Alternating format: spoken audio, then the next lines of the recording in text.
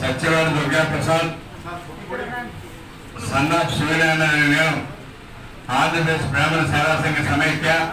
2009-84 25 సంవత్సరానికి గాను రాష్ట్ర అధ్యక్షుడు ప్రధానమంత్రి కోశాధికారి నిర్ణయం మేరకు అడ్వైజరీ మరియు క్రమశిక్షణ కమిటీ చైర్మన్గా ఎన్నిక కాబడినందున నా కర్తవ్యాన్ని శ్రద్ధతో అంతఃకరణ శుద్ధితో సమైక్య అభివృద్ధికి ఆర్థికంగా తోడ్పాటును అందిస్తూ తగు సలహాలు సూచనలు అందిస్తూ సమైక్య సభ్యుల నుంచి ఐక్యమత్యం పెంపొందిస్తూ సమైక్య వ్యతిరేకంగా ప్రవర్తించిన మాట్లాడినా మరియు సభ్యుల నుంచి విభేదాలు సృష్టించి ప్రయత్నం చేసిన మరియు సమైక్య అస్తిత్వాన్ని దుష్ప్రచారం చేసే పరిస్థితి ఏర్పరిచిన